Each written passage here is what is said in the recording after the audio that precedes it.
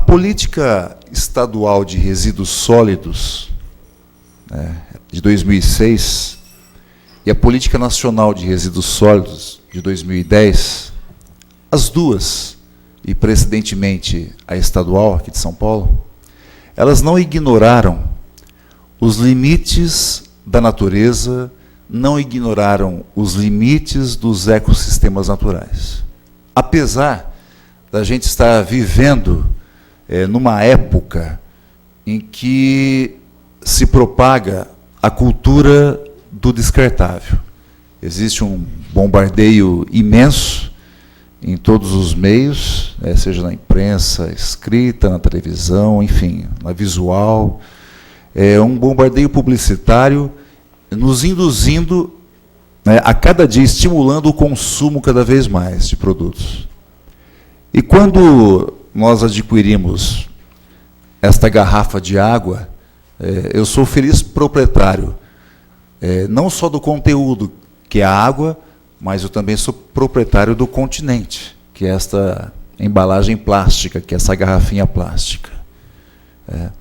E por aí vai. E que, quando eu consumo esta água, eu esgoto esse recipiente aqui, o que fazer com esta garrafinha de água? Essa é uma questão que ela é tratada pela Política Nacional de Resíduos Sólidos, evidentemente também pela Política Estadual de Resíduos Sólidos. E a lei, como eu disse, ela não ignorou os limites dos ecossistemas naturais, e eu diria que ela representa um grande avanço na proteção do patrimônio natural, também dos recursos naturais. Eu vou citar aqui alguns princípios que são, digamos assim, que, do meu ponto de vista, representaram um avanço legislativo. Eu não digo que na doutrina já não se escrevia isso, mas representaram um avanço legislativo na proteção do ambiente, na proteção da saúde pública. A lei, lá no seu artigo 6º, a Lei de Política Nacional de Resíduos Sólidos, no artigo 6º, ela elenca como um dos seus princípios, por exemplo, a ecoeficiência, que seria, em poucas palavras, a redução do impacto ambiental e do consumo de recursos naturais a um nível, no mínimo, como está aqui, no mínimo, equivalente à capacidade de sustentação estimada do planeta. Então, essa capacidade de suporte do planeta. Então, a lei fala em ecoeficiência. A lei também consagrou aqui algo que muito se escreve no direito ambiental, que a lei fala assim que um dos princípios que devem nortear a política de resíduos sólidos é a visão sistêmica na gestão dos resíduos, que é o inciso 3. Então, visão sistêmica. Isso no âmbito do direito ambiental, a gente já fala há muito tempo, porque era muito comum tratar essa questão, ou questões envolvendo direitos supraindividuais, de uma forma compartimentada, segmentada. E a lei é que fala em visão sistêmica, e isso é interessante. Um outro princípio que também destaco aqui é o princípio da cooperação, que está no inciso 6, que fala a cooperação entre as diferentes esferas do poder público, do setor, o setor empresarial e demais segmentos da sociedade. Olha, assim, princípio da cooperação. Então, eu tenho que juntar aqui o poder público, o setor empresarial e a sociedade. A lei fala segmentos da sociedade. Isso aqui, às vezes, pode parecer até uma utopia, mas é uma proposta da lei. Não é fácil, para quem atua nessa área, você conciliar os interesses do poder público, do setor empresarial e da sociedade. Muitas vezes a gente se depara com situações que parece que há uma absoluta incompossibilidade de tratar com esses segmentos. mas é um princípio que deve ser respeitado. Um outro princípio, o princípio da responsabilidade compartilhada, que está no inciso 7, a responsabilidade compartilhada pelo ciclo de vida dos produtos. Depois eu falo um pouco sobre isso. E, por fim, destaco mais 2 princípios, entre outros, né, que é o reconhecimento de que o resíduo sólido reutilizável e reciclável é um bem econômico e de valor social. Isso é o inciso 8.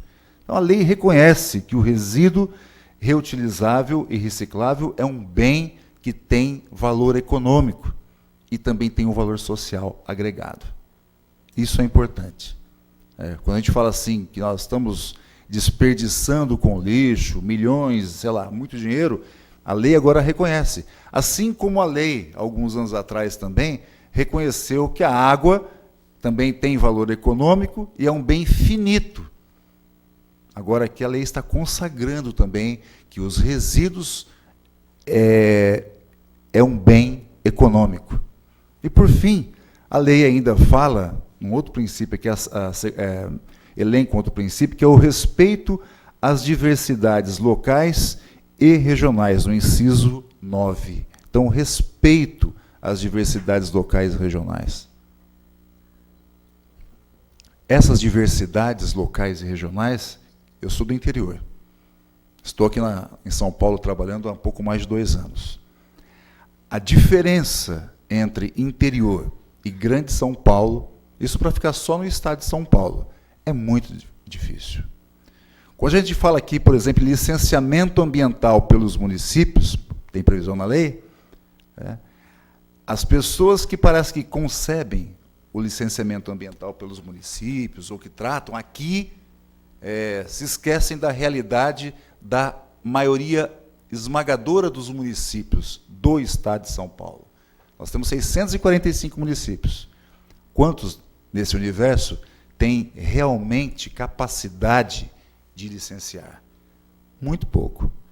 Agora, imagine pelo Brasil afora como é a questão. Então, esse princípio de respeito às diversidades locais e regionais é um princípio também que eu reputo importante.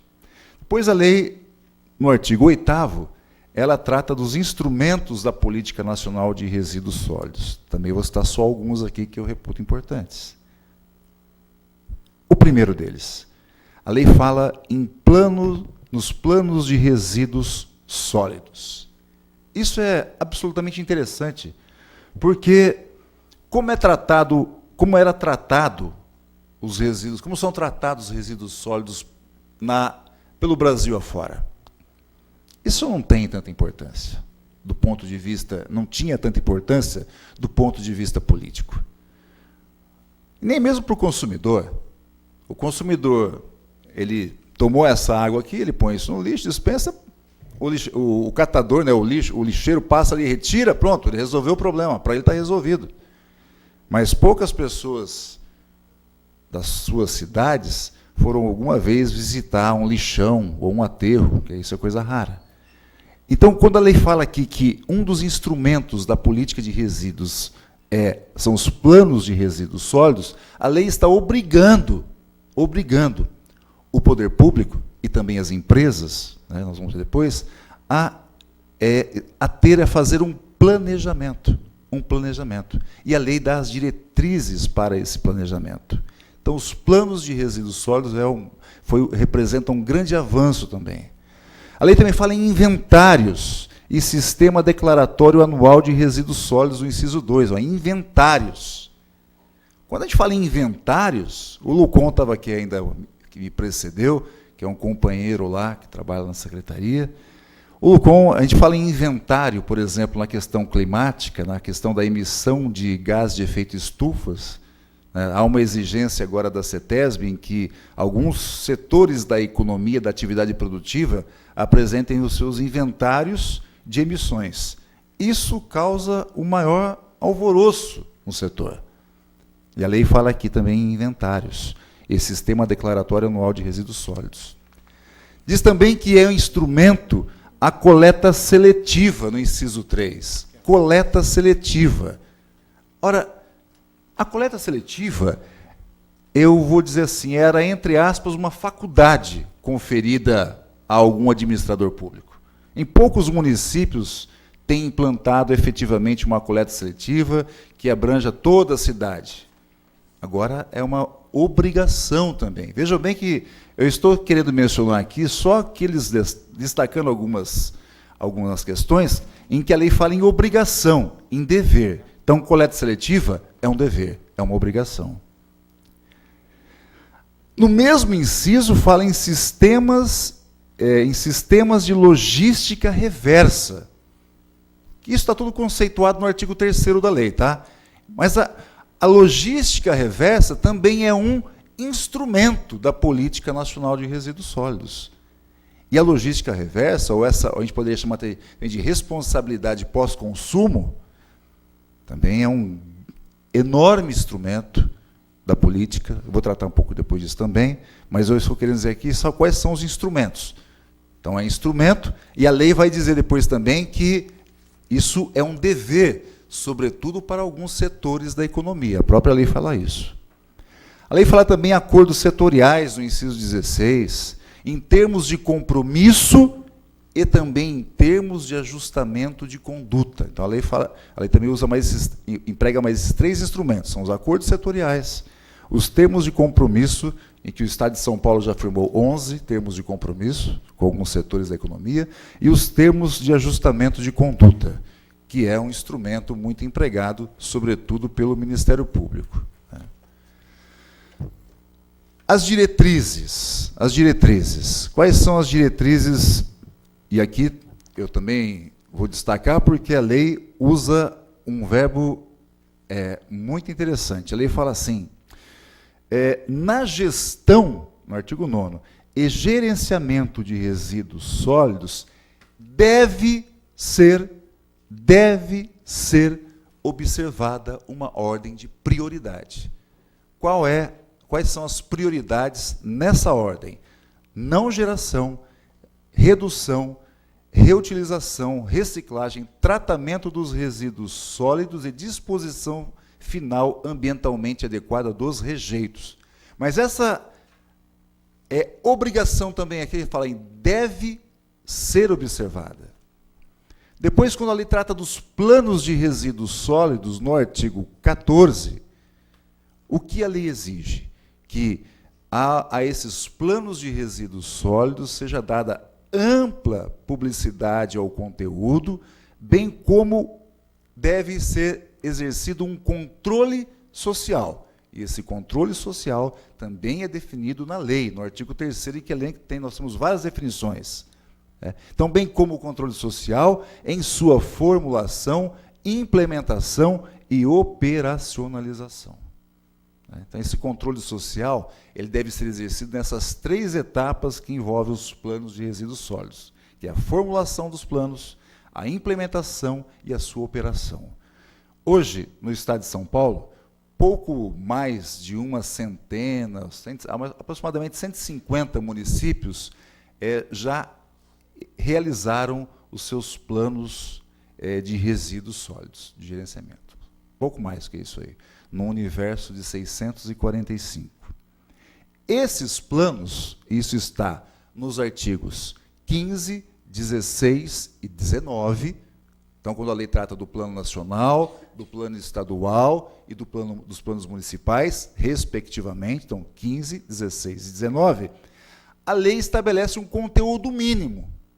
E quando a lei estabelece esse conteúdo mínimo, uma das obrigações que a lei estabelece é a fixação de metas.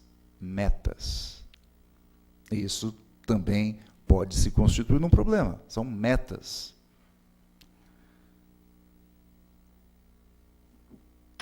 Mas também é obrigação. Depois a lei trata, lá no artigo 20, vou lá para frente no artigo 20, a lei trata do plano de gerenciamento de resíduos sólidos. O artigo 20 fala assim, estão sujeitos, olha a expressão, estão sujeitos à elaboração de plano de gerenciamento de resíduos sólidos, e elenca quem está sujeito a isso, quem deve fazer, elaborar o seu plano de gerenciamento de resíduos sólidos, cuja definição, repito, também está no artigo 3º. E diz mais a lei, e aí vem também uma obrigação para o Estado. A lei fala assim, lá no artigo 24, que o plano de gerenciamento de resíduos sólidos é parte integrante do processo de licenciamento ambiental do empreendimento ou atividade. Veja, então, é parte integrante do processo de licenciamento. O que isso implica dizer? Que o órgão ambiental tem que exigir, na concessão da licença, ou na renovação da LO, da licença de operação, o plano de gerenciamento de resíduos sólidos. Então, isso é uma obrigação também que é imposta. Então, o órgão licenciador, ele não pode deixar de exigir, quando da expedição da licença ou da renovação da licença, o quê? Esse plano de gerenciamento de resíduos sólidos da empresa, por exemplo, da empresa X. Senão ela não tem, pela lei, renovada a sua LO. Nesse mesmo artigo 24, que faz essa exigência, a lei vai um pouco além. Ela fala assim, que, o plano de gerenciamento de resíduos sólidos é parte integrante do processo de licenciamento ambiental do empreendimento ou atividade pelo órgão competente do CISNAMA. Parágrafo 1º. Nos empreendimentos e atividades não sujeitos a licenciamento ambiental, a aprovação do plano de gerenciamento de resíduos sólidos cabe à autoridade municipal competente. E parágrafo 2º. No processo de licenciamento ambiental, referido no parágrafo 1º, a cargo de órgão federal ou estadual do CISNAMA, será assegurada a oitiva do órgão municipal competente especial contra a disposição final ambientalmente adequada de rejeitos. A lei, então, estabelece o quê? Não só a obrigatoriedade da elaboração dos planos de gerenciamento, mas que o órgão licenciador faça essa exigência. Então, essa obrigação de exigir o plano pelos órgãos ambientais é uma realidade ou não é uma realidade? Está na lei. Agora, será mesmo que não vou ficar só em São Paulo, por aí, no Brasil, fora, esses planos estão realmente sendo exigidos? Eles estão realmente sendo feitos? De que forma esses planos são feitos? É como os planos municipais de resíduos sólidos. É um corta e cola, porque quando isso ocorreu com os planos diretores dos municípios, tinha plano diretor do município, digamos, sei lá, da cidade X, em que esqueceram de trocar o nome da cidade X, e a cidade X estava no plano diretor da cidade Y, que eu vi isso. Que são os consultores que aparecem de última hora, elaboram aqueles planos, e nos planos de gestão de resíduos sólidos está acontecendo muitas vezes a mesma coisa, apesar do Estado, da Secretaria, ela está dando apoio aos municípios para a elaboração dos planos. Mas tem município aí que está abrindo licitação, e está aparecendo empresa do Rio Grande do Sul para fazer plano aqui em São Paulo por R$7 mil. Ora, não existe uma empresa do Rio Grande do Sul elaborar um plano de gestão, por menor que seja a cidade, por R$7 mil. Só o deslocamento, isso não é sério. Mas isso está acontecendo.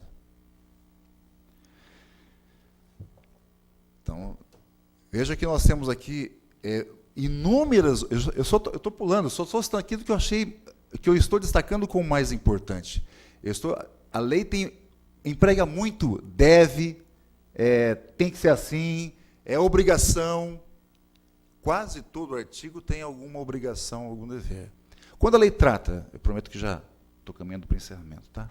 Quando a lei trata das responsabilidades, eu acho que estava, das responsabilidades, vou falar mais rápido aqui, das responsabilidades, o que a lei diz aqui? Ele fala assim no artigo 25, que o poder público, o setor empresarial e a coletividade são responsáveis pela efetividade das ações voltadas para assegurar a observância da Política Nacional de Resíduos Sólidos. Essa leitura, olha como esse dispositivo é impactante. Primeiro fala daquela cooperação, não é isso? Não é um dos princípios? Aqui fala de novo, o poder público, setor empresarial e coletividade. São responsáveis. Depois, pela efetividade. Efetividade de lei aqui no Brasil não é bem uma realidade nossa. Nós sabemos que entre a promulgação de uma lei e a sua efetividade, a sua efetiva aplicação, existe um oceano aí nesse meio aí, né? E daí porque nós temos que ter o maior cuidado para que a nossa lei de política de resíduos sólidos não seja mais uma dessas leis que vão cair no esquecimento, e nós teremos então mais uma lei simbólica, que é o simbolismo da legislação. É a lei simbólica, é o estado teatral. Puxa, nós temos uma ótima lei de resíduos sólidos, que impõe uma enormidade de obrigações. Aí começam os prazos a vencer, que estão estabelecidos na lei, as obrigações começam a não ser cumpridas, e rapidamente vou falar aqui quais têm consequências, inclusive penais. O que vai acontecer? Aí vem uma mente iluminada, evidentemente, né, e vai propor a alteração da lei, simples assim, como fizeram com o Código Florestal. O Código Florestal era uma excelente lei ambiental, era a vida, nós tínhamos orgulho de falar, é uma das melhores leis ambientais do mundo, mas era boa enquanto não era aplicada. A partir do momento que começa a ser exigida, começa a ser aplicada, os tribunais tem que fazer isso, tem que fazer aquilo, tem que instituir reserva legal, dava liminar para instituir essa reserva legal, dando prazo de 90 dias, também era um absurdo, 90 dias, 120 dias, opa, perdemos em tudo, já que nós perdemos, vamos mudar a lei, ora pois, e muda-se a lei. Ou seja, então a conclusão que chega, eu tenho 26 anos de Ministério Público, nesses 26 anos de atuação na área ambiental, é que a gente fez papel de bobo. A gente fica brigando para aplicar a lei. Aí a hora que começa a consolidar, né, o Poder Judiciário se sensibilizou com a questão ambiental, porque foi difícil, não foi fácil. Vai falar em direito ambiental há 15, 20 anos atrás. Eu vou aqui só abrir em 98, o Ministério Público Estadual, então, eu mais 2 colegas do MP Federal, a gente propôs uma ação civil pública para que não fosse permitido o enchimento do reservatório de Porto Primavera, que é uma usina que causou uma degradação ambiental enorme, maior do que Itaipu. Então, ela inunda uma área 10% maior que Itaipu e gera, 8, 10 vezes menos energia que Itaipu. Então, o impacto ambiental é imenso. E o estudo de impacto ambiental tinha mais de 40 volumes, e apensos. E o inquérito civil também, eu não sei, tinha mais uns 20 volumes, ou seja, a mesa do juiz era uma mesa que era metade dessa aqui, quase aquelas mesas de audiência, então todo o processo foi jogado na mesa dele, e nós lá, com uma petição, nós precisamos de uma liminar, para não permitir o enchimento do reservatório, e começou a ler, isso em 98. O que é esse EIA-RIMA aqui? Mas era assim. O juiz foi ponta firme, ele deu a liminar. Mas a primeira pergunta, porque tinha muito, né? O que é EIA-RIMA? A hora que ele perguntou isso, eu falei, ixi, não vamos ter liminar. Mas era assim. Quem lida era desse jeito. Então nós temos que ter o cuidado na aplicação da lei. Não adianta também muita sede ao pote, senão nós vamos cair no mesmo problema. Isso aqui vai se tornar uma lei, para inglês ver, é a lei simbólica. Tá? Meu tempo já passou, já estão me olhando aqui de cara feia, mas é o seguinte, estou brincando, doutor Daniel. Não estou brincando. Obrigado. Aí no artigo 27, que ainda tratando das responsabilidades, né, aqui também a lei estabelece lá, isso já é do direito ambiental, mas a lei fala no parágrafo 1º em solidariedade do contratante, fala assim, a contratação de serviços de coleta, armazenamento, transporte, transbordo, tratamento ou destinação final de resíduos sólidos ou de disposição final de rejeitos não isenta as pessoas físicas ou jurídicas referidas no artigo 20 da responsabilidade por danos que vierem a ser provocados pelo gerenciamento inadequado dos respectivos resíduos ou rejeitos. Ou seja, eu contratei a empresa tal para fazer isso, e ela fez errado, eu também sou o quê? Responsável, solidariamente. Ainda que não tivesse dispositivo aqui, seria, mas a lei está deixando bem claro para não ter dúvida, porque advogado, né, a gente sabe que sempre tem uma... Não é nada contra advogado, veja bem. Mas o advogado sempre encontra uma brecha, faz, né? No parágrafo 2º fala assim, nos casos abrangidos pelo artigo 20, as etapas sob responsabilidade do gerador que forem realizadas pelo poder público serão devidamente remuneradas pelas pessoas físicas ou jurídicas responsáveis. Por que eu estou enfatizando esse parágrafo 2º aqui? O que o poder público tem que ser remunerado se ele realizar alguma atividade que não seja, na verdade, dele mesmo. Eu falo isso porque já está acontecendo em alguns casos. Tá? Vou falar, dos municípios. Em relação a pneus. Ó, o município tem aqui o lugar para você guardar os pneus.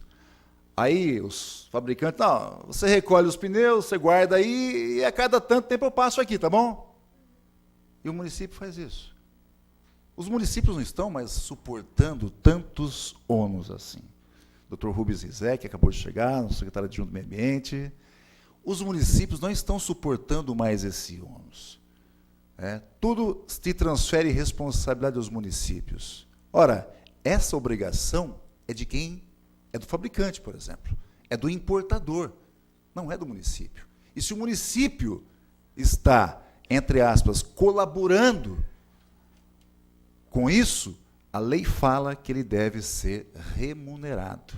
E não é exatamente isso que está acontecendo. No artigo 29, olha a expressão que a lei usa. Cabe ao poder público atuar subsidiariamente com vistas a minimizar ou cessar o dano. Aí vem aquele conceito jurídico não muito definido, né? Logo que tome conhecimento do evento lesivo ao meio ambiente ou à saúde pública relacionado ao gerenciamento de resíduos sólidos. Quando a lei estabelece assim, olha como o poder público vai ficar complicado para o prefeito. Cabe ao poder público atuar subsidiariamente com vistas a minimizar ou cessar o dano logo que tome conhecimento do evento lesivo ao meio ambiente ou à saúde pública relacionado ao gerenciamento de resíduos sólidos. A lei aqui criou um dever de agir. Para quem é penalista, né, sabe muito o que isso aqui, que implicação penal tem eventual omissão a este dever aqui. Cria aqui um dever de agir do poder público. E esse dispositivo, ele tem implicações penais relevantes, graves também. Depois, no artigo 30, a lei fala da responsabilidade compartilhada, que é instituída a responsabilidade compartilhada pelo ciclo de vida dos produtos.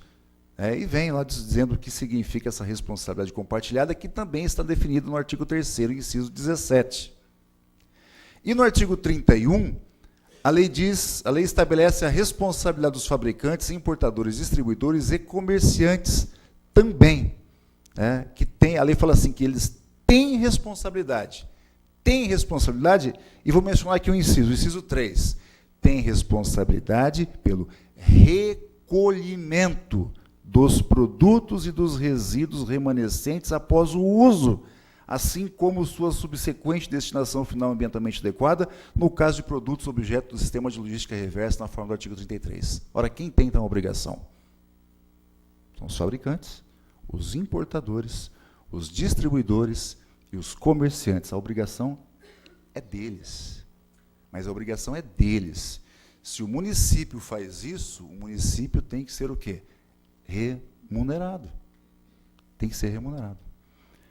Então, e no artigo 32, que trata das embalagens, olha também o verbo utilizado pela lei.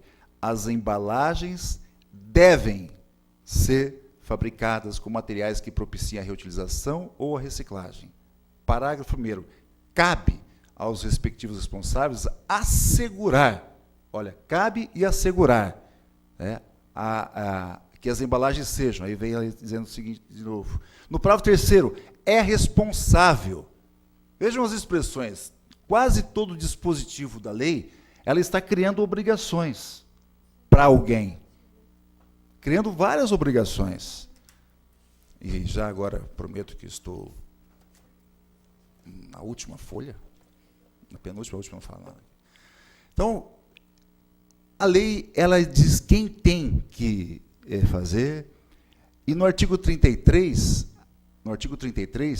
a lei diz quem está obrigado a implantar sistemas de logística reversa. Não vou ficar mencionando aqui, está na lei, tá? Então, eu vou falar lá em agrotóxicos, pilhas e baterias, pneus, óleos lubrificantes. Né? Quem fez um trabalho, há na Secretaria Estadual do Meio Ambiente, aqui em São Paulo, e o Dr. Rubens, que capitaneou essa empreitada com esses setores aqui, no sentido de se firmar em termos de compromissos para a logística reversa. Né? Então, responsabilidades compartilhadas, depois a lei fala lá no artigo 33 também, no 35, a dos consumidores, usa a expressão deve. Com relação aos comerciantes e distribuidores, fala assim, deverão. Com relação aos fabricantes e importadores, usa o verbo darão.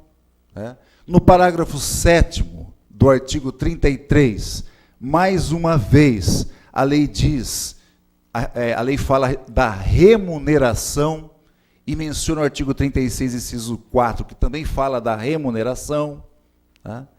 E, no artigo 34, parágrafo 2º, a lei, há uma vedação expressa à flexibilização das medidas de proteção ambiental no que diz respeito aos acordos setoriais e termos de compromisso. Tá? Nos artigos 47 e 48, nós temos as proibições. As proibições. Até agora tinha as obrigações, e tem agora as proibições. Então, são proibidas as seguintes formas de destinação e disposição final de resíduos sólidos ou rejeitos. Lançamentos em praia, no mar ou em qualquer corpo hídrico, lançamento in natura, a céu aberto, queima a céu aberto, outras formas vedadas pelo poder público. E aqui, então, quando eu falo assim, outras formas vedadas pelo poder público, aqui eu tenho que fazer aquela interpretação analógica, não é verdade? Eu tenho aqui a casuística e tenho o quê? A fórmula genérica. Então, os órgãos do CISNAMA poderão estabelecer também o quê? Outras formas que serão vedadas pelo poder público. E no artigo 48 fala mais de proibição. São proibidas, nas áreas de disposição final de resíduos ou rejeitos, as seguintes atividades. É o que tem hoje em todos os lixões, né? Catação, criação de animais domésticos, fixação de habitações temporárias ou permanentes, tudo isso tem nos lixões, é comum isso aí. Utilização dos rejeitos como alimentos, como alimentação, tudo proibição. E, agora é finalmente mesmo, no artigo 51, lá quando eu falo das disposições transitórias e finais, a lei diz o seguinte: sem prejuízo da obrigação de, independentemente da existência de culpa, ou seja, a responsabilidade aqui é o quê? É claro, objetiva, reparar os danos causados, sem prejuízo da obrigação de, independentemente da existência de culpa, reparar os danos causados à ação ou omissão das pessoas físicas ou jurídicas, que importe inobservância aos preceitos desta lei ou de seu regulamento, sujeita os infratores às sanções previstas em lei. Aqui a lei reafirmou também o quê? A responsabilidade penal da pessoa jurídica.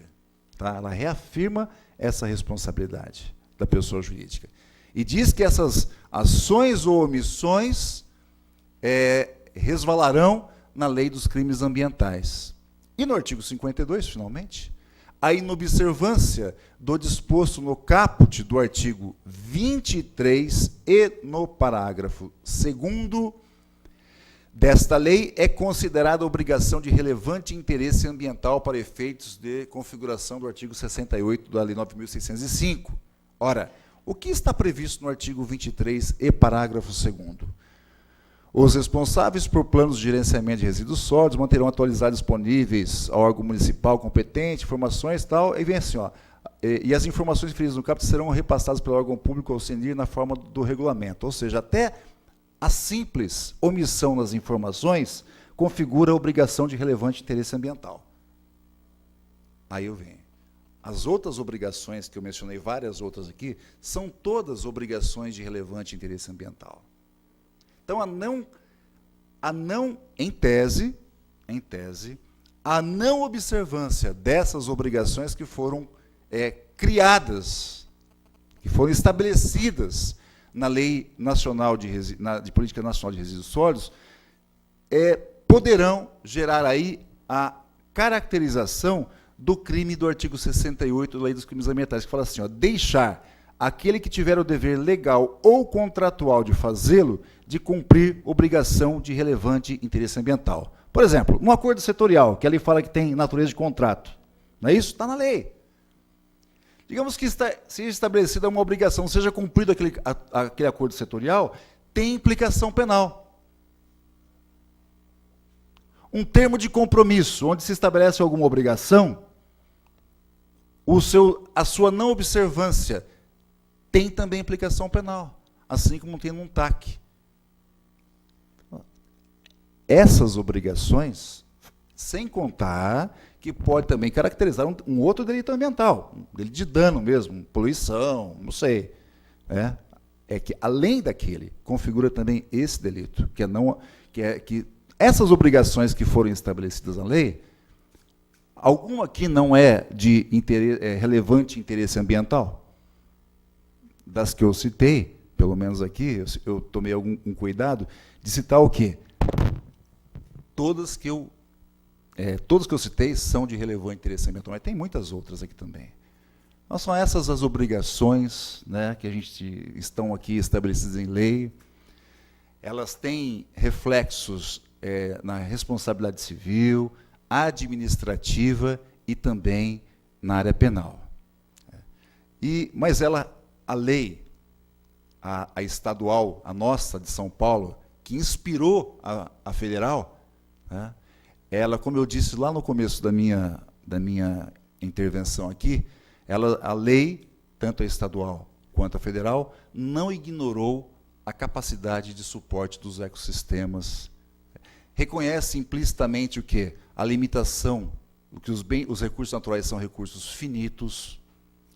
Estabelece que os resíduos têm valor econômico e valor social, são bens econômicos, enfim. O problema é que nós estamos ameaçados, todos nós, pelo mesmo, entre aspas, inimigo. Qual que é o inimigo? A grandeza das coisas. A grandeza das coisas. Quando a gente fala em grandeza das coisas, assim, a grandeza das estruturas industriais, produção que desrespeitam os padrões ambientais. Nós temos produção que não respeitam padrões ambientais, dos recursos naturais, grandeza dos mercados mundiais, das cidades, da grandeza das cidades, do sistema especulativo e altamente volátil, que há um menor risco de não oferir lucro fácil, à custa de milhões de pessoas, eles evaporam, somem. Então, nós temos que ter essa preocupação. E tudo isso, né, a gente que atua milita na área ambiental, a gente tem que pensar da seguinte forma, né, que o futuro dos nossos filhos é uma boa razão para manter a espinha ereta e o olhar firme no horizonte. E acreditar que esta lei não será mais uma lei simbólica. Não será mais uma lei simbólica. O fracasso é a oportunidade de começar de novo, mas de maneira inteligente. Então, eu espero que todos aqueles que têm o dever de cumprir as disposições previstas na lei atuem de acordo com essa obrigação que nos foi atribuída. Então, enfim, era isso, mas me perdoem se eu passei um pouco do tempo, mas eram essas observações que eu ia fazer. Obrigado.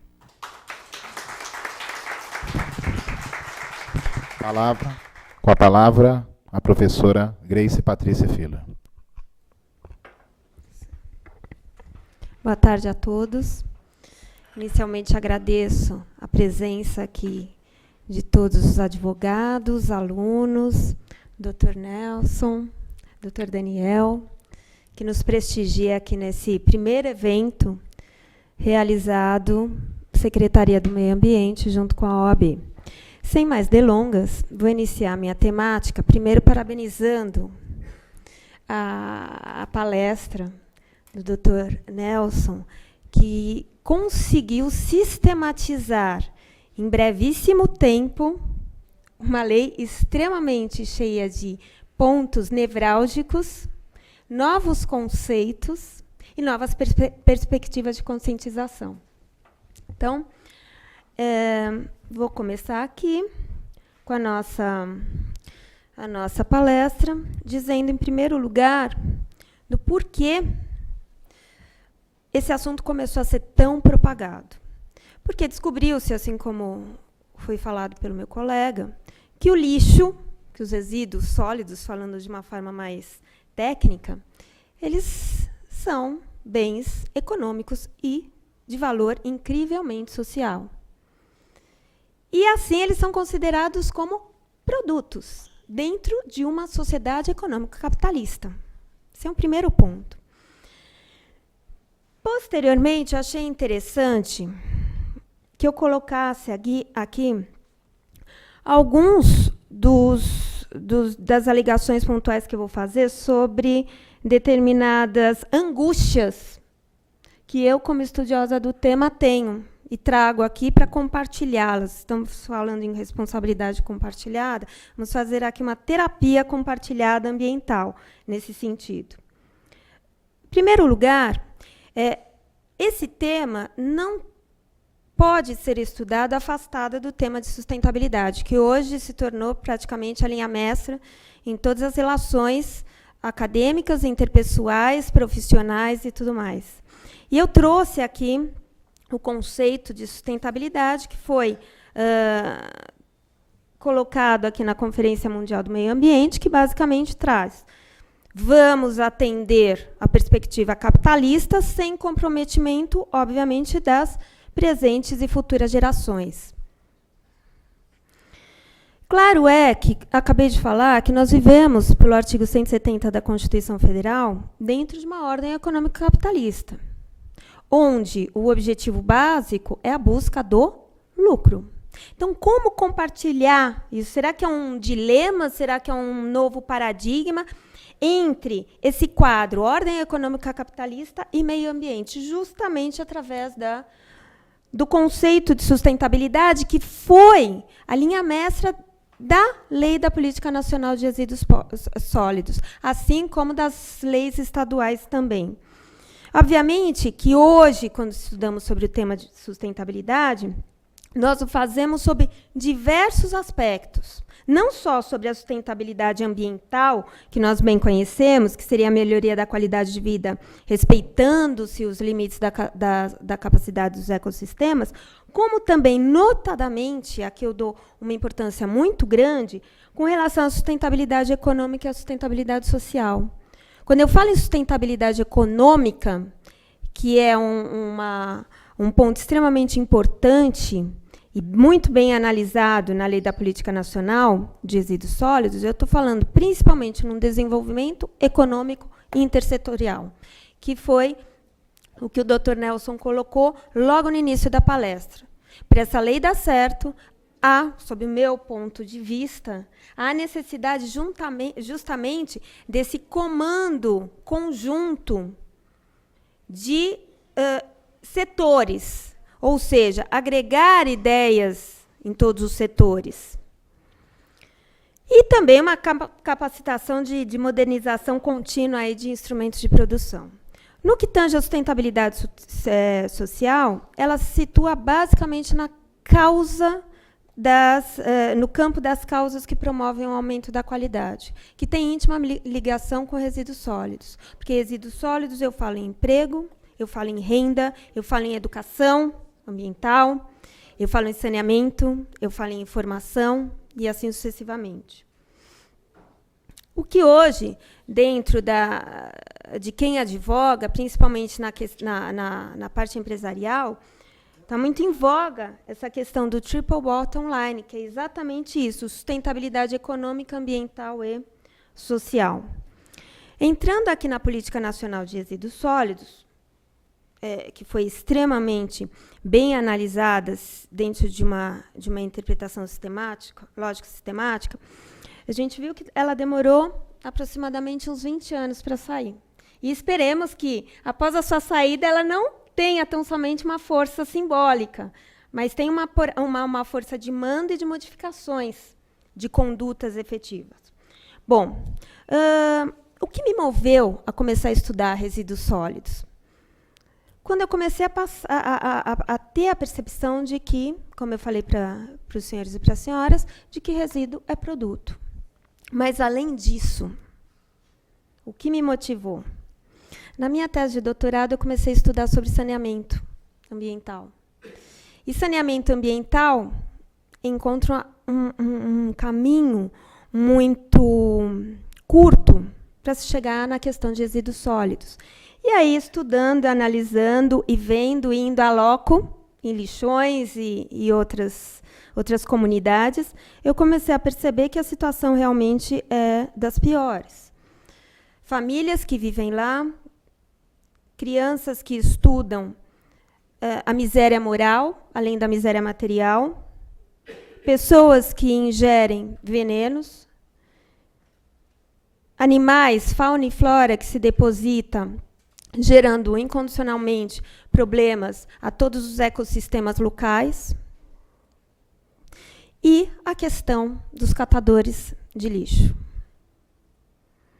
Aqui eu gosto muito, eu não sou engenheira, doutor Lucon, mas eu gosto muito de dados estatísticos também.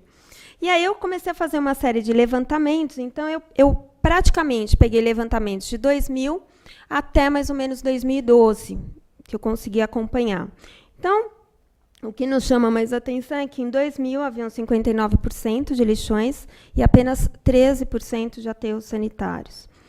Como está hoje essa situação? Eu fiquei espantada. Né? Então, como nós produzimos lixo?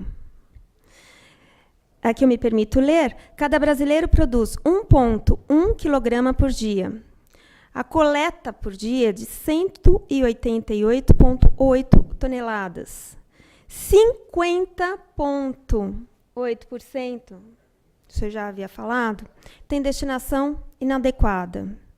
Apenas 27,7% das cidades, o lixo vai para os aterros sanitários. 22,5% das cidades, o lixo vai para os aterros controlados.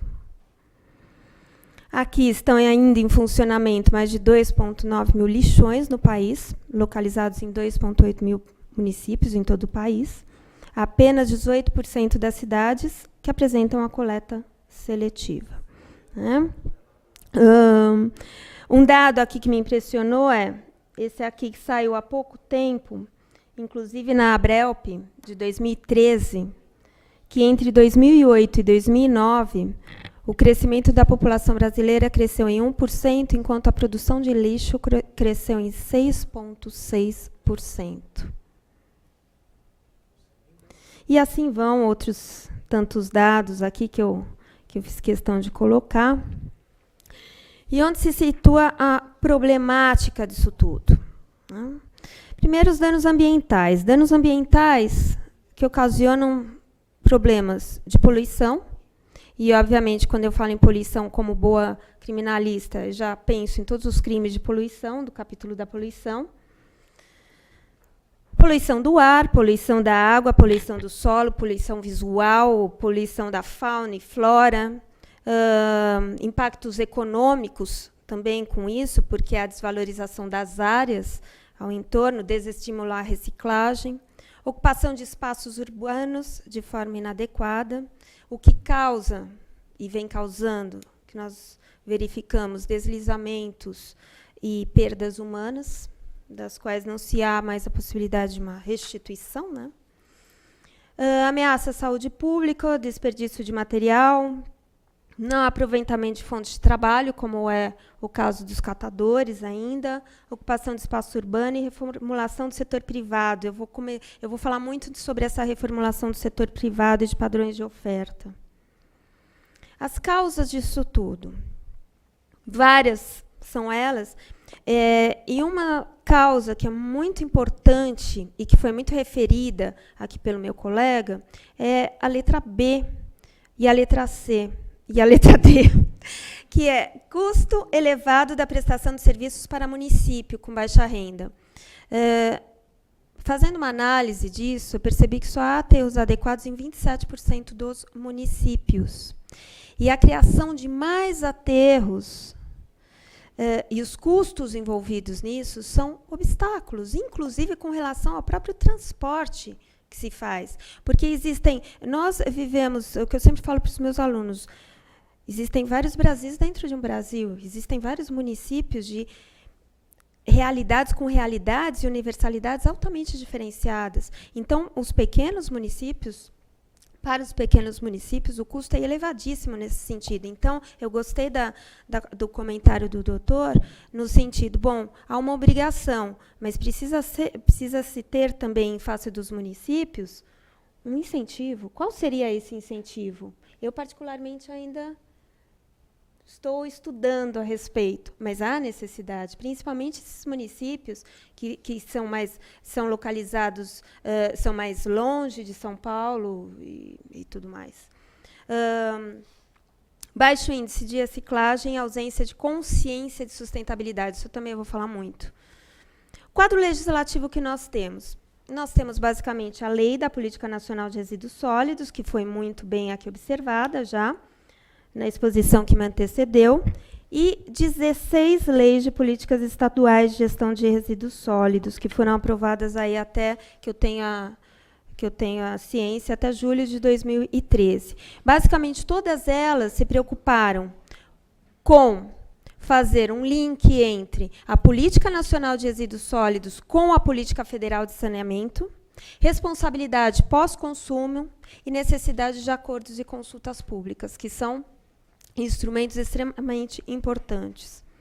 Objetivos básicos e claros, já narrados aqui, diz respeito à questão dos lixões, desaparecimento dos lixões, que eles colocaram metas, lindo isso, maravilhoso as metas, agora metas para desaparecimento de tudo isso até 2014. A bem da verdade, eu não tenho muito um senso poliano de acreditar, de crer nisso. Quem sabe um dia, quando eu nasça novamente, mas até então eu não tenho essa ingenuidade pueril. Aterros sanitários, então, reformulação, ou melhor dizendo, realização de aterros sanitários, planos de gestão, logística reversa e responsabilidade pós-consumo, e a questão dos catadores. Princípios, que também foi muito colocado aqui pelo colega, que se trata de pontos extremamente importantes. Eu chamo muita atenção aqui para o princípio do poluidor-pagador, ou seja, a gente sabe que esse princípio diz respeito a todo aquele que contribui para a geração dos danos ao meio ambiente, deve necessariamente arcar com os custos dele. Toda lei ela se pauta, basicamente, no princípio do poluidor-pagador. A logística reversa, responsabilidade compartilhada, os acordos setoriais são pautados em face do princípio do poluidor-pagador. Um outro dado aqui extremamente importante, que eu já coloquei e volto a falar, é justamente a questão da integração entre os poderes públicos, setor empresarial. Isso eu posso falar com propriedade, porque muitos são. Eu lido muito com a parte de lubrificante, questão empresarial de lubrificante. Então, eles vêm com essa questão, não, tá, a gente vai formar consciência, mas como que vai se dar essa integração? Há ainda um desconhecimento por parte deles. A questão também que eu coloco, extremamente importante, dos princípios, no que tange ao consumidor, a responsabilidade dos consumidores, dentro desse princípio do poluidor-pagador. É interessante que, fazendo uma análise aí fora do Brasil, a a gente percebe que existe um sistema. Eu não gosto muito de fazer paralelos, porque eu acho que realidades diferentes não podem ser alvo de analogia. E nós temos realidades e consciências muito diferentes do que existe lá fora. Mas eu fiz esse paralelo até por uma questão de verificar como eles estão tentando racionalizar e se essa racionalização de técnicas pode ser empreendida por nós. Então, o que acontece? Existe a responsabilidade dos consumidores lá. Eles chamam de sistema do pay as you throw, ou seja, pague segundo o que você joga fora. É mais ou menos assim. Então, o que acontece? A União Europeia, hoje, apesar de toda a crise econômica que ela vivencia, ela tem um sistema de cobrança de geração domiciliar, de acordo com o volume e de acordo com o peso. E isso vem sendo muito utilizado, mas não como foi utilizado pelo IPTU, que nós já tivemos, enfim, que era uma situação meio opaca, a gente não sabia bem o porquê e a individualização do que a gente efetivamente estava pagando em termos de volume e em termos de peso. Então, eles têm um sistema lá próprio que individualiza e que os consumidores estão acatando. E nesse perfil todo, em 10 anos, de 10 anos para cá, o poder de reciclagem deles, de 23%, subiu para 35% na primeira década. E por quê? O que eles estão assumindo em termos de técnicas a respeito disso?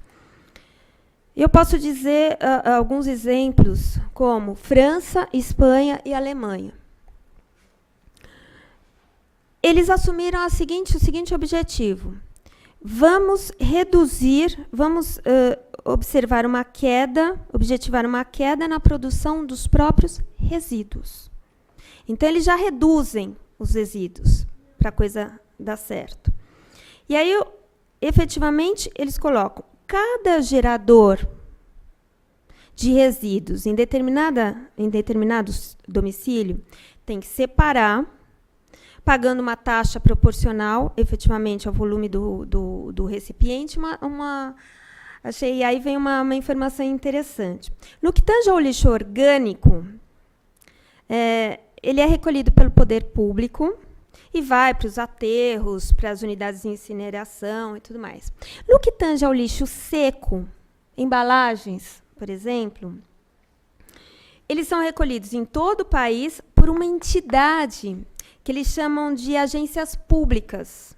Então, são entidades representativas dos produtores de todo o país que vão lá, arrecadam e tem uma determinada sistematização para o seu descarte. É interessante, vale a pena aqui a informação. Aqui os pontos que eu já tinha falado, o princípio do poluidor-pagador.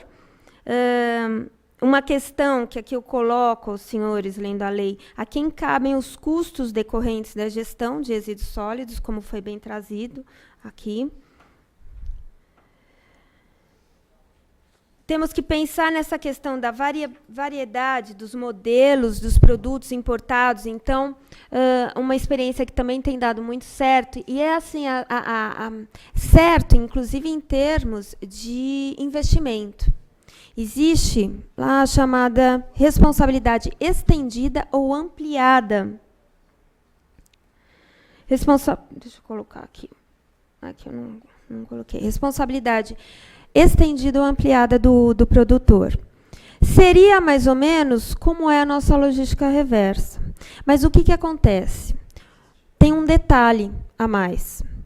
Os produtores, eles vão ser responsáveis pelos custos dos remanescentes dos materiais do consumo, do que vende, perfeito, até aí bate com o nosso sistema. E, de outra parte, o que ele faz? Ele fala, bom, já que eu vou ser responsável pelos custos dos remanescentes, eu vou induzir um desenho, uma concepção do produto que vai minimizar os danos.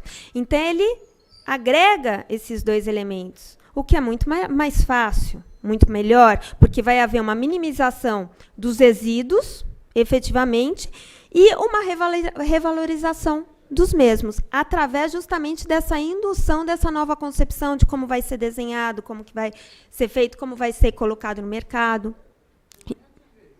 Isso aí é extremamente interessante. Bom, falava aqui que a lei de resíduos, basicamente, ela traz duas colocações extremamente importantes. Fechamento de lixões e destinação correta. Meu modo de ver, eu acho que as duas primeiras são extremamente importantes, sim. Ocorre que, se não tivermos uma redução dos resíduos, vai ser complicado um fechamento de lixões, vai ser complicado uma construção de aterros, porque o que vai acontecer? A gente viu que o lixo está subindo, está se produzindo muito mais que a própria população. Está crescendo muito mais que a própria população. O que vai acontecer? Bom, vai haver um crescimento tal que, apesar do fechamento dos lixões, os aterros sanitários não vão dar mais conta. E aí, usinas de incineração, que a gente sabe também que é uma proposta complexa à saúde pública, a gente também tem que pensar nisso. Então, antes de tudo, a necessidade dessa modificação de paradigma de consciência, o que é extremamente importante, mas difícil. Por quê? Dependemos efetivamente de educação ambiental, que temos aí algumas propostas para que ela não seja tão somente uma matéria transversal nas escolas.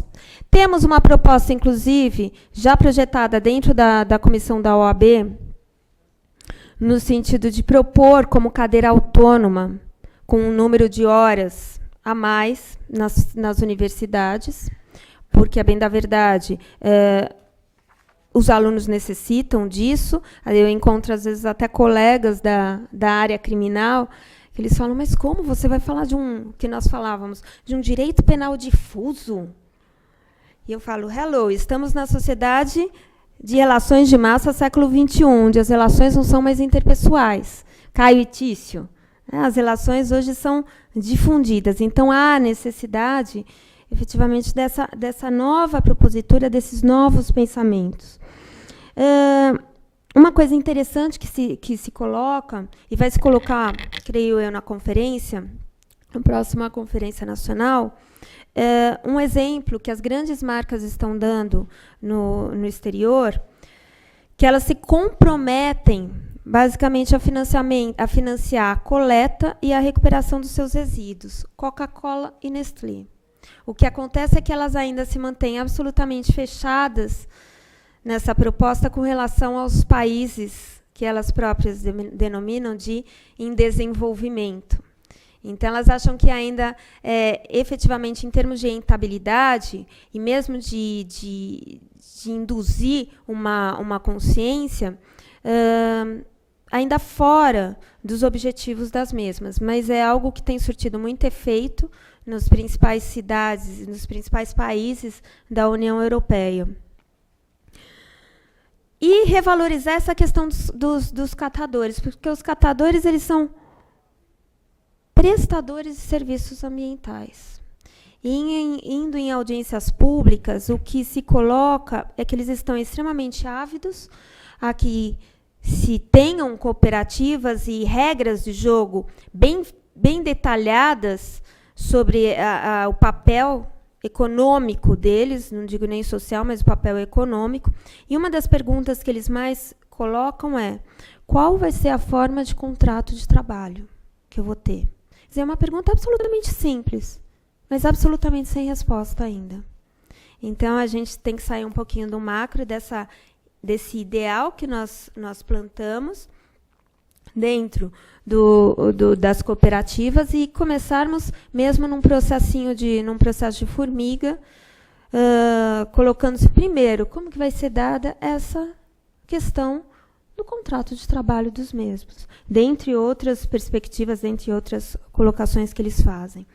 Aqui os instrumentos que já foram bem colocados pelo colega sobre logística reversa, como que está se dando, as razões da necessidade da logística reversa. Eu faço questão de colocar esse slide, porque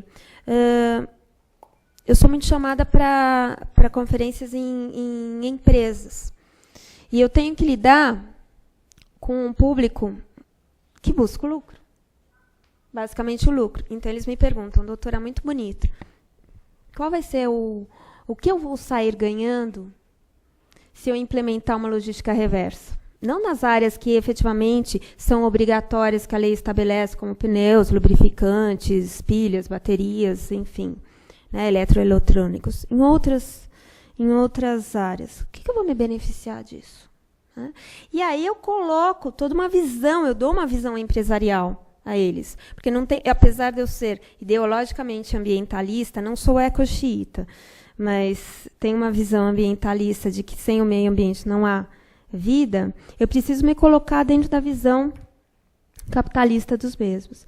Então, obviamente, que eu lanço essas ideias de que eles vão ter maiores condições de consumo, em face do descarte. Uma coisa extremamente importante é a competitividade no mercado, porque são empresas que fatalmente elaboram contratos internacionais cujo objeto é mantença da responsabilidade social. Então, essa questão da imagem corporativa é extremamente importante, que eu tento passar a eles, e acho que eu estou começando a iniciar essa modificação. E a própria questão de que eles vão ter uma percepção de rentabilidade da recuperação do resíduo. Não tem como, porque eles vão se utilizar exatamente da própria matéria-prima que eles já tinham inicialmente. Como é o caso, por exemplo, do que vem acontecendo muito com empresas referentes a alumínio. Mas isso aqui foi um longo processo, né? E aqui eu deixo claro, novamente, a necessidade dos esforços, governo, empresa, sociedade. Claro é que a lei ela empreendeu aspectos preventivos dessa tutela. Aspectos preventivos nós já sinalizamos aqui inicialmente, como a própria ideologia fundamentada nos princípios em si, porque o próprio princípio do poluidor-pagador ele tem um viés preventivo muito grande. O princípio da proteção de quem efetivamente fornece benefícios ao meio ambiente. A questão da sustentabilidade e aspectos da logística reversa da responsabilidade. Também é um aspecto preventivo. Porque a partir do momento que aquele que é empreendedor, ele sabe que sob ele pode incidir a espada de Damocles, aquela espada que vai descendo muito devagar sobre o indivíduo, ele começa a ter condutas, ou pelo menos a se preocupar com as suas respectivas condutas em si. A questão, aqui, vocês vão ver que tem muitos slides, porque eu não sabia o que o meu colega falaria, então eu falei, eu vou colocar tudo, né, que eu tiver possibilidade de fazer. A questão da responsabilidade é um aspecto já, além de preventivo, que eu acabei de colocar, um aspecto repressivo. Não há como, seja no que tange a responsabilidade civil, seja no que tange a responsabilidade administrativa e, especialmente, no que se refere à responsabilidade penal. E o nosso legislador ele fala muito na responsabilidade pós-consumo, que é algo novo aqui. Ou seja, é uma responsabilidade que vai abarcar todo o ciclo produtivo que nós temos, pós-consumo. Responsabilidade das empresas, então, ela não vai estar tão somente sobre um aspecto, mas ela vai deitar bases sobre 3 aspectos. 1, processos produtivos dela. 2, a própria qualidade dos produtos, que ela é responsável, tendo em vista que ela é fornecedora. E ao destino dos materiais. Então, a responsabilidade pós-consumo está justamente nesse 3º aspecto, que hoje é inovador. Claro é que ainda a lei ela denota análise, principalmente no que tange a identificação em si da própria responsabilidade, da responsabilidade pós-consumo. Uma questão mais detida, principalmente, no que tange aos mecanismos de incentivo dirigidos não só ao poder público municipal, mas também às próprias empresas, como ficam essas punições em termos de sanções, e a educação ambiental. E aqui eu faço questão de colocar uma frase, eu gosto de ler muito essa questão de educação ambiental, e leio muito Paulo Freire. E eu acho que tem tudo a ver, inclusive, com os aspectos finais propostos pelo Dr. Nelson, que diz o seguinte: educação não transforma o mundo, educação muda pessoas, pessoas transformam o mundo. Então, não adianta também a gente pensar nessa lei da política só sob um aspecto, ou seja, a responsabilidade do poder público municipal, a responsabilidade do Estado. Não, porque há necessidade, como eu já havia colocado, desse acordo intersetorial. Então, como que ficam os consumidores? Nós. Porque, afinal, nós produzimos grande parte dos resíduos. Educação ambiental. E aqui eu cataloguei todas as responsabilidades trazidas pela própria lei, e que são muitas. Então, responsabilidade pela realização do plano de gerenciamento, responsabilidade pelo sistema de logística reversa, responsabilidade pelo desenvolvimento, fabricação e colocação no mercado que gerem a menor quantidade possível de resíduos. É bastante responsabilidade. Agora, a lei não trouxe com exatidão, volto a falar, a identificação desses responsáveis e mais as sanções no que tange a essas responsabilizações. Responsabilidade penal eu nem vou passar, porque já foi aqui muito bem esclarecida pelo colega. E aqui eu já sigo ao final da minha exposição, parabenizando aí a Secretaria e a própria CETESB pelo diálogo, pelo menos que está existindo, no que tange ao funcionamento de sistemas de logística reversa, que eu venho acompanhando sistematicamente, como que estão sendo realizados esses acordos setoriais.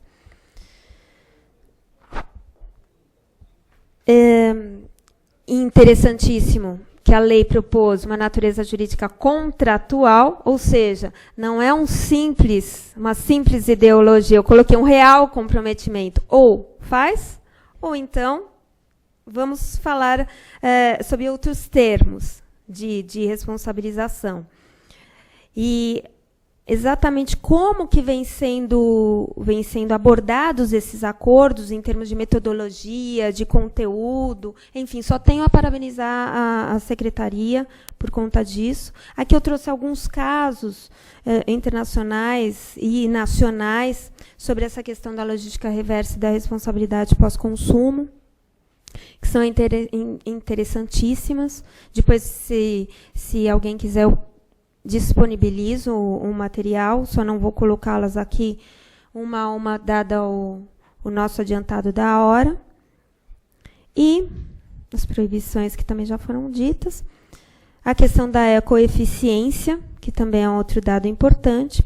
E, enfim, eu encerro aqui traduzindo a ideia de que haverá uma necessidade da quebra de paradigmas, que isso detém um processo do modelo sistêmico de sustentabilidade, da mentalidade, efetivamente, que se coloca, eu escuto muito, essa frase é que eu gravei de algumas palestras e parece que são frases chavões. Ou sou sustentável ou tenho lucro, só faltou ponto de interrogação. Como que se coloca isso? Então, eu estou no comando aí de tentar, através de um movimento de muita paciência, quando eu escuto frases como essa, de tentar informar quais são os objetivos e o que está sendo feito em termos estratégicos, funcionais, perante, inclusive, os órgãos públicos. E aí eu acabo respondendo: ser sustentável é ganhar novos conceitos, respeitabilidade em mercados, justamente indicando aí os vários cases que eu havia trazido aqui, que eu trouxe aqui para vocês verem. E termino aqui a minha exposição com uma frase da qual eu gosto muito de Pestalozzi, que era um educador nato, e eu acho que as nossas leis, para não serem só força simbólica, elas precisam ter um poder coativo mental muito grande, educacional, Eu vi essa frase de Pestalozzi que ele diz o seguinte: vi que as circunstâncias fazem o homem, mas vi também que o homem faz as circunstâncias. Tem uma força em si mesma que pode conduzir de várias maneiras segundo sua vontade. Que essas vontades sejam a aglutinação das vontades desses 3 setores que eu coloquei a vocês, e que, por fim, trago aqui uma... Eu gosto muito dessa imagem de Rodin, que ele dizia o seguinte, que só o gesso seria capaz de moldar as figuras e as realidades e a imaginação, o imaginário tornar-se realidade. Esperemos, sinceramente, através aqui das nossas participações conjuntas, CETESB, Secretaria, OAB, Ministério Público, que façamos, não letra morta, as nossas leis, e possamos, aí, num caminho, nem que seja médio prazo, conseguirmos contemplar essas obrigações e responsabilidades em condutas preventivas, em condutas que se iniciem antes mesmo de uma tomada de postura coercitiva por parte de quem seja do poder público. Assim, termino aqui a minha exposição de uma forma extremamente breve, por conta do adiantado da hora, e novamente agradeço aí a presença de todos. Muito obrigada.